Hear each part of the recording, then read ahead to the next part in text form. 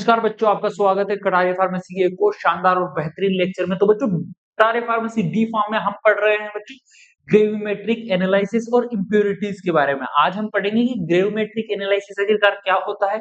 अगर आप चैनल पे नए हो तो फटाफट से जाके चैनल को सब्सक्राइब कर दीजिए और बेल आइकन दबाना ना भूलें ताकि आगे आने वाली वीडियोस की नोटिफिकेशन आप मिस ना कर सको। तो बच्चों, आज है महाशिवरात्रि, उसी के साथ हम बढ़िया सा चीज स्टार्ट कर रहे हैं, ग्रेविमेट्रिक एनालिसिस। तो बच्चों, बात करते हैं कि ग्रेविमेट्रिक एनालिसिस आखिरकार होता क्या है। बात करें बच्चों gravimetric analysis, gravimetric analysis is a quantitative analytical method in which the amount of substance is determined by converting into a pure stable compound of known composition and then accurately weighting। तो बच्चों, gravimetric analysis का simple simple मतलब बताता हूँ। जैसे मान लीजिए आपके पास कोई सब्सटेंस है, ये जो कोई सॉल्यूशन है उसके अंदर एक पर्टिकुलर जो सब्सटेंस होता है, पर्टिकुलर सब्सटेंस का अगर मात्रा निकालनी हो हमें उसे कि कितना परसेंट ये इसके अंदर मौजूद है या इसकी कितनी अमाउंट इसके अंदर प्रेजेंट है, उस चीज को एनालाइज करने के लिए हम यूज करते हैं ग्रेविमेट्रिक एनालिसिस का।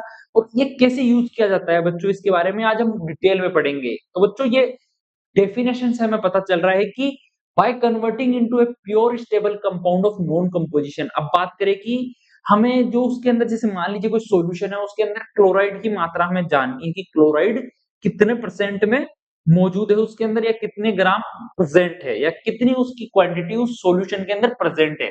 तो बच्चों, हम यानी क्लोराइड का कोई ऐसा कंपाउंड बनाएंगे जिसकी हमें जो कंपोजिशन है वो नोन हो, यानी कि इसकी वेट वगैरह सब कुछ हमें नोन हो, उसका मॉलिक्यूलर फॉर्मूला नोन हो, तो उसमें कन्वर्ट करेंगे, फिर उसको वेट करेंगे, उसको ड्राई करेंगे, और भी कुछ चीजें हैं बच्चों जो चीजें करने के बाद हमें ग्रेविमेट्रिक एनालाइज यानी कि उसे एनालाइज करके कंप्लीट पता लगाया जा सकता है कि हाँ, ये किस मात्रा में इसके अंदर प्रेजेंट है, यानी सॉल्यूशन के अंदर इसकी कितनी मात्रा हमें प्रेजेंट है और किस क्वांटिटी का यहाँ पे मौजूद है।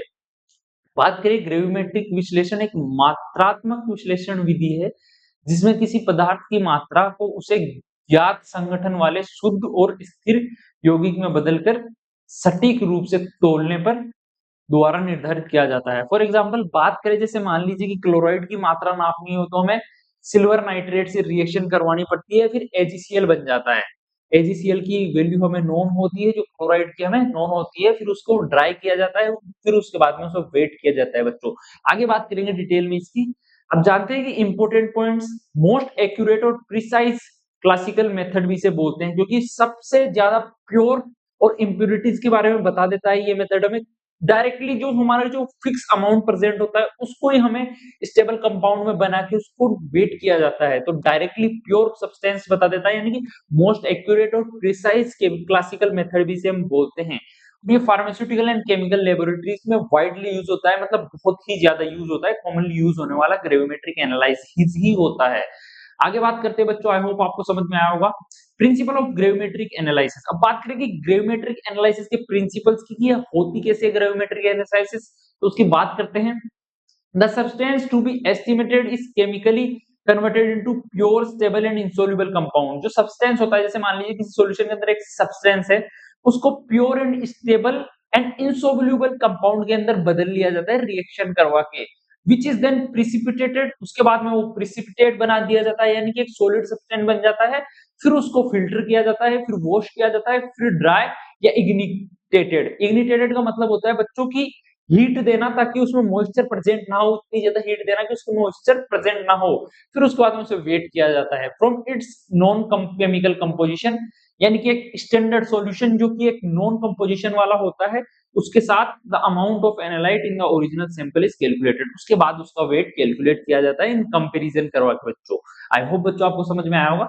जिस पदार्थ का आकलन करना होता है उसे रासायनिक अभिक्रिया द्वारा शुद्ध, स्थिर और अघुलनशील यौगिक में बदला जाता है, यानी कि ऐसे सब्सटेंस में बदल दिया जाता है तो वापस उसमें घुल ना सके। इस यौगिक को अवक्षेपित, छाना, धोया, सुखाया या दहन करके, दहन यानी इग्निटेटेड मैंने आपको बताया था, तोला जाता है। इसके ज्ञात रासायनिक संगठन से मूल नमूने में पदार्थ की मात्रा की गणना की जाती है, यानी कि फिर उसके बाद में उसको कैलकुलेट करके वेट किया जाता है। आई होप बच्चों आपको समझ में आया होगा। आगे बात करते हैं एग्जाम्पल की। मेनली यूज होता है, मतलब फॉर एग्जांपल बताता हूँ कि कैसे ये यूज होता है। उसमें आता है एस्टिमेशन ऑफ बेरियम, यानी कि बेरियम का एस्टिमेशन, बेरियम का हमें आकलन करना है कि जानना है कि बेरियम सॉल्यूशन में कितना प्रेजेंट है। तो barium is converted into barium sulphate, तो बेरियम को बेरियम सल्फेट में बदल दिया जाता है in the form of precipitate, यानी कि एक प्रिसिपिटेट की फॉर्म में बन जाता है, एक सॉलिड सब्सटेंस। तो सॉल्यूशन से डायरेक्ट पेन में जम जाता है। एक तरीके से अगर लिक्विड सॉल्यूशन है तो पेन में जाके जम जाएगा, हमें पता चल जाएगा कि हाँ ये बेरियम है। फिर उसको निकाल दिया जाएगा बाहर, थोड़ी देर उसमें रखेंगे मदर सॉल्यूशन में, ताकि वो अच्छे से ऑब्जर्व हो सके, डाइजेस्ट हो सके और अपनी फिक्स अमाउंट कैरी कर सके। उसके बाद में बच्चों उसको ड्राई किया जाता है, फिर उसके बाद में वॉश किया जाता है, फिर उसके बाद में वेट किया जाता है उसे। रिएक्शन की बात करें, Ba2 प्लस प्लस SO4 और BaSO4 यानी कि बेरियम सल्फेट बनके ये सॉल्यूशन में नीचे पेंदे में जमा हो जाता है, एक तरीके से गिरना जिसे हम बोलते हैं। बात करें बच्चों एक famous line, Kataria pharmacy line बताता हूं मैं आपको। जो BaSO4 का वेट मिलता है उसी से Ba की क्वांटिटी कैलकुलेट होती है। मतलब मैंने आपको बताया था अभी अभी जस्ट यही बोल रहा हूँ बच्चों, जो सॉलिड सब्सटेंस बनेगा उससे ही हमारी जो जिसकी हमें कैलकुलेट करनी है उसकी जो वैल्यू है वो कैलकुलेट करी जाती है। आगे बात करते हैं बच्चों दूसरे पॉइंट की, requirements of good gravimetric analysis. अब बात करते हैं कि गुड ग्रेविमेट्रिक एनालिसिस के लिए यानी अच्छे ग्रेविमेट्रिक एनालिसिस के लिए कुछ रिक्वायरमेंट्स होती है जिनकी बात करते हैं। For accurate gravimetric analysis the precipitate and experimental condition must be meet specific requirements. तो बच्चों कुछ ऐसी रिक्वायरमेंट्स है जो हमें पूरी होनी चाहिए उस सॉल्यूशन सब्सटेंस की, कंप्लीटली यानी वो सॉल्यूशन है वो कुछ कंडीशंस को फॉलो करना चाहिए, तभी एक ग्रेविमेट्रिक एनालिसिस हो सकता है। बात करें सटीक ग्रेविमेट्रिक विश्लेषण के लिए अवक्षेप और प्रयोगात्मक परिस्थितियों का सही होना आवश्यक है। बात करें उन रिक्वायरमेंट्स की, पहली हमारा the precipitate should be pure insoluble and stable. जो प्रिसिपिटेट बने वो स्टेबल होना चाहिए, यानी घुलना भी नहीं चाहिए, इंसोल्युबल होना चाहिए और उसके साथ बिल्कुल प्योर होना चाहिए। दूसरी बात करें प्रिसिपिटेशन शुड बी कंप्लीट। जो प्रिसिपिटेट जो बनता है वो पूरा प्रोसेस होना चाहिए, यानी प्रिसिपिटेशन कंप्लीट बनना चाहिए। सबसे इंपॉर्टेंट है, कहीं मान लीजिए कोई सब्सटेंस है, कोई इक्वेशन है, कोई रिएक्शन हो रही है, हमारा प्रिसिपिटेट ही कंप्लीट नहीं बन रहा तो दिक्कत आ रही है ना। प्रिसिपिटेट कंप्लीट बनना चाहिए। आगे बात करें, the particle size of the precipitate should B large, यानी कि जो प्रिसिपिटेट हमारा बना है, सॉलिड सब्सटेंस जो बना है उसकी साइज बड़ी होनी चाहिए ताकि फिल्ट्रेशन में आसानी हो हमें। और चौथे पॉइंट की बात करें, the precipitate should not undergo any chemical change during filtration and washing और ड्राइंग, यानी कि फिल्ट्रेशन, वॉशिंग और ड्राइंग के अंदर जो हमारा जो प्रिसिपिटेट बना है वो केमिकल रिएक्शन नहीं करना चाहिए, वरना वो बदल जाएगा और उसकी केमिकल कंपोजिशन चेंज हो सकती है। A suitable precipitating agent must be selected. एक suitable precipitating agent रिक्वायर्ड होता है बच्चों रिएक्शन कंप्लीट कराने के लिए, और अधूरी रिएक्शन रहती है उसको भी सिलेक्शन बहुत जरूरी होता है। आगे बात करते हैं बच्चों general method and steps of gravimetric analysis, यानी ग्रेविमेट्रिक एनालिसिस की कुछ स्टेप्स और जनरल मेथड्स की बात करें। पहला है हमारा प्रिपरेशन ऑफ सॉल्यूशन। सबसे पहले बच्चों होता है कि जो हमारा सब्सटेंस है उसकी हमें एनालाइज करना है, उसकी वैल्यू कितनी है, तो उसको एक सॉल्यूशन में बनाना पड़ेगा। सबसे पहले एक सॉल्यूशन बनाना बहुत जरूरी है। The substance is dissolve in water और इन ए सूटेबल सॉल्वेंट। सबसे पहले सूटेबल सॉल्वेंट या वाटर के अंदर घुलना चाहिए और एक सॉल्यूशन बनना चाहिए। The pH temperature and concentration are adjusted to ensure complete precipitation, यानी कि टेम्परेचर और कंसंट्रेशन के साथ साथ पीएच भी मेंटेन किया जाता है उस सॉल्यूशन का, ताकि वो अच्छे से प्रिसिपिटेट बना सके। आगे बात करते हैं, दूसरा प्रोसेस होता है प्रिसिपिटेशन बनने का। The suitable reagent is added slowly with constant stirring, यानी उस सॉल्यूशन को धीरे-धीरे मिलाते रहते हैं और सुटेबल जो एजेंट होता है वो उसके अंदर डालते रहते हैं। Controlled experimental condition are mentioned during precipitation, यानी कि जो जो रिएक्शन हो रहा है वो कंप्लीट नोट डाउन करी जाती है, मेंशन करी जाती है कि हाँ इस टाइम पे ये प्रिसिपिटेट ऐसा फॉर्म कर रहा है और प्रिसिपिटेट कब बन रहा है, किस टाइम पे बन रहा है, कौन सा एजेंट कितना रिक्वायर्ड है, सब कुछ नोट किया जाता है बच्चों। आगे बात करें डाइजेशन ऑफ प्रिसिपिटेट, ये बहुत इंपॉर्टेंट पॉइंट है। डाइजेशन ऑफ प्रिसिपिटेट याद रखने लायक है, बहुत ही शानदार बताऊंगा बच्चों। The precipitate is allowed to stand in the hot mother liquor. अब बात करें हॉट मदर लिकर क्या होता है बच्चों, वो सॉल्यूशन जिसमें प्रिसिपिटेट बना है, वो सॉल्यूशन होता है ना जो प्रिसिपिटेट बनने के बाद रहता है वो लिक्विड, उसी को हम बोलते हैं hot mother liquor for some time. इसमें ये ऐसे बोलते, इसका मतलब ये हो गया बच्चों डाइजेशन ऑफ प्रिसिपिटेट का, यानी कि प्रिसिपिटेट को कुछ देर के लिए उसी सॉल्यूशन में रहने दिया जाता है या रहने देना चाहिए, क्योंकि this increase the particle size and reduces impurities. Particle size obviously बढ़ जाएगी तो हमें फिल्ट्रेशन में इजी रहेगा और ये इंप्यूरिटीज को भी रिड्यूस करता है। आगे बात करते हैं बच्चों एक फेमस लाइन का, digestion produces better crystals and make filtration easy. I hope बच्चों आपको समझ में आएगा, फिल्ट्रेशन इजी बना देता है, बेटर क्रिस्टल्स बनाता है, यानी साइज भी इंक्रीज कर देता है। आगे बात करते हैं बच्चों फिल्ट्रेशन की।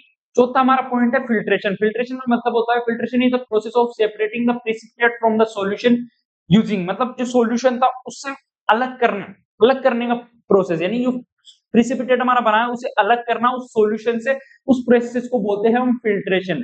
वो होता है बच्चों फिल्टर पेपर और गोज क्रूसिबल। गोज क्रूसिबल ही एक फिल्टर पेपर की तरह आता है बच्चों, फिल्टर करने के लिए यूज किया जाता है। फिल्टर पेपर को हम बोलते हैं वॉटमैन पेपर भी। होप बच्चों आपको समझ में आएगा। आगे बात करते हैं हम वॉशिंग। पांचवा पॉइंट होगा हमारा, washing is the process of cleaning the precipitate with distilled water और डाइल्यूट इलेक्ट्रोलाइट। प्रेसिपिटेट को फिल्ट्रेशन से निकाल लिया, अब उसकी वॉशिंग चल रही है, यानी उसकी धुलाई चल रही है एक तरीके से, उसको हम बोलते हैं वॉशिंग। उसको करते हैं बच्चों या तो डिस्टिल्ड वाटर से या डाइल्यूट इलेक्ट्रोलाइट से। इसका पर्पस क्या होता है, सोल्यूबल इंप्यूरिटीज रिमूव करना। आई होप बच्चों आपको समझ में आया होगा। आगे बात करते हैं हम, हमारा छठा पॉइंट की बात करते हैं, छठे पॉइंट की drawing and ignition. Drawing is the process of removing moisture from the precipitate by heating it in an oven, यानी कि ओवन के अंदर हीट करके अंदर उसका मॉइस्चर निकालना, उसी को हम ड्राइंग बोलते हैं। Ignition is the process of strongly heating the precipitate in a furnace to remove moisture and make it stable, यानी कि उसे स्टेबल बनाना। कुछ मॉइस्चर होता है जो ड्राइंग के अंदर नहीं निकलता, कुछ गीलापन होता है जो नहीं निकलता, उसको हम इग्निशन के अंदर और भी ज्यादा हीट के अंदर उस मॉइस्चर को निकालते हैं और उसे स्टेबल बनाते हैं उस कंपाउंड को। आई होप बच्चों आपको समझ में आएगा। एग्जांपल की बात करें, BaSO4 इग्निशन के बाद भी स्टेबल रहता है, इसलिए रेड हीट तक हीट किया जा सकता है। आई होप बच्चों आपको समझ में आया होगा कि BaSO4 इग्निशन के बाद भी स्टेबल रहता है, इसलिए रेड हीट हीट किया जाता है, यानी तब तक लाल नहीं हो जाता, तब तक उसे हीट किया जाता है। आगे बात करते हैं बच्चों वेइंग की, यानी तोलना, उसे वेट करना। आखिरी हमारा जो प्रोसेस है, weighing is the process of cooling the dried और इग्निटेड प्रेसिपिटेट, यानी वेइंग का मतलब हो गया कि उसे कूल करना, ठंडा करना, जो हमें गर्म किया है जिस प्रेसिपिटेट को, in a desiccator and then accurately. Desiccator क्या होता है बच्चों, ठोस सरफेस होती है जिसके अंदर हीट पास नहीं हो सकती। Accurately measuring its weight using an analytical balance. बच्चों एनालिटिकल बैलेंस, उसको फिर मेजर किया जाता है, जो हमारा एनालाइट है उसे मेजर किया जाता है एनालिटिकल बैलेंस के द्वारा। आई होप बच्चों आपको समझ में आया होगा। सबसे पहले प्रेसिपिटेट था सॉल्यूशन के अंदर, उसे निकाला, उसे फिल्ट्रेशन किया, फिर उसके बाद में वॉशिंग की, फिर ड्राइंग की, फिर इग्निशन किया, और उसके बाद में वेट कर रहे हैं उसे ठंडा करके एक तरीके से।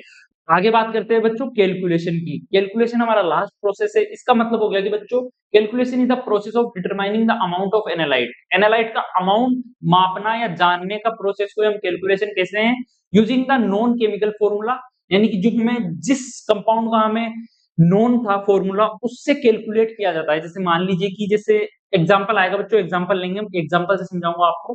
जैसे मान लीजिए कि हमें Cl की कैलकुलेट करनी थी, उसको AgCl में कन्वर्ट किया, AgCl की हमें नोन थी, इससे हमें Cl की वैल्यू, Cl की क्वांटिटी पता चल जाती है। आई होप बच्चों आपको समझ में आया होगा। आगे बात करें एग्जांपल की, estimation of fluoride as AgCl, जैसे कि मैं आपको बता रहा हूँ, रिएक्शन हो गई बच्चों हमारा Ag प्लस और Cl माइनस, ये बन गया बच्चों AgCl, जो कि व्हाइट प्रेसिपिटेट होता है, व्हाइट सॉलिड सब्सटेंस। तो मोलिकुलर वेट AgCl का होता है 143.5, ऑब्वियसली जो हमारा Cl का वो हो गया यहाँ पे 35.5। होप बच्चों आपको समझ में आया होगा कि नोन से हमें अननोन की पता लग जाती है। आगे बात करते हैं टाइप्स ऑफ ग्रेविमेट्रिक मेथड्स, यानी ग्रेविमेट्रिक के कितने मेथड होते हैं करने की ग्रेविमेट्रिक एनालिसिस के, उनकी बात करें। पहला मेथड है प्रेसिपिटेशन मेथड, जिसके अंदर प्रेसिपिटेट बना दिया जाता है। In the precipitation method the analyte is converted into solid precipitate, जैसे कि मैंने आपको बताया। The precipitate is then filtrate, dried and weighed. I hope बच्चों आपको समझ में आया होगा। उसको प्रेसिपिटेट बनाने के बाद उसे फिल्टर किया जाता है, ड्राई किया जाता है एंड वेट किया जाता है। आगे बात करें एग्जांपल्स की, Cl AgCl में convert, Ba2 plus BaSO4 barium sulphate में कन्वर्ट किया जाता है। दूसरा बात करें वोलेटाइजेशन मेथड। वोलेटाइजेशन मेथड, वोलेटाइल क्या होता है बच्चों, वोलेटाइल का मतलब हो गया कि ऐसे लिक्विड सब्सटेंस जो फटाफट से गैस में बदल जाते हैं, उन्हें हम वोलेटाइल बोलते हैं। In the volatilization method the analyte is converted into volatile substance by heating, यानी हीट के द्वारा वोलेटाइल सब्सटेंस में कन्वर्ट किए जाते हैं ऐसे सब्सटेंस जो कि फटाफट से थोड़ी सी हीट देके गैस में कन्वर्ट हो सकते हैं। The amount of analyte is determined by measuring the weight loss of the weight of residue, यानी जो बचा हुआ, जो जितना वेट लॉस हुआ उसको कैलकुलेट करके हमें कैलकुलेट किया जाता है एनालाइट का वेट, यानी कि कितना एनालाइट का वेट था। आई होप बच्चों आपको समझ में आया होगा कि वोलेटाइलाइजेशन मेथड में कैसे किया जाता है, यानी कि वोलेटाइलाइजेशन मेथड कैसे यूज किया जाता है। एग्जाम्पल की बात करें, वोट्रोफ क्रिस्टलाइजेशन एंड CO2 एस्टिमेशन, इन दोनों में बच्चों इसका यूज आता है बहुत ज्यादा। इसके बारे में हम आगे पढ़ेंगे डिटेल में। आगे बात करते हैं हम फार्मास्यूटिकल एप्लीकेशंस की, यानी कि कौन सी फार्मास्यूटिकल एप्लीकेशन है, यानी कि ये जो हमारा मेथड है यहाँ पे ग्रेविमेट्रिक एनालिसिस किन किन चीजों में यूज आता है। पहली हो गई estimation of chloride in AgCl, दूसरी हो गई estimation of sulphate in BaSO4, तीसरी हो गई हमारी estimation of magnesium in Mg2P2O7, और बात करें चौथी estimation of zinc oxide in ointments. उसी के साथ-साथ बच्चों quality control of raw material and pharmaceutical preparation में भी इसका काम आता है, यानी क्वालिटी कंट्रोल में भी इसका बहुत बड़ा योगदान है। आई होप बच्चों आपको समझ में आया होगा। अगर कुछ भी समझ में नहीं आया हमारी वीडियो में तो फटाफट से जाके कमेंट कर सकते हो। और बच्चों अगर कुछ भी दिक्कत आ रही है, डाउट आ रहा है तो आप हमसे कांटेक्ट कर सकते हो। आपसे मिलते हैं अगली वीडियो में, तब तक के लिए bye bye. Thanks for watching Kataria pharmacy. तब तक के लिए स्टे हैप्पी, स्टे हेल्दी। अगर आपने हमारा ऐप विजिट नहीं किया तो फटाफट से जाके ऐप विजिट कर सकते हैं। वहाँ पे आपको PDF नोट्स वगैरह सब कुछ अवेलेबल मिल जाएगा काफी चीप प्राइस में। आपसे मिलते हैं अगली वीडियो में, तब तक के लिए बाय बाय। थैंक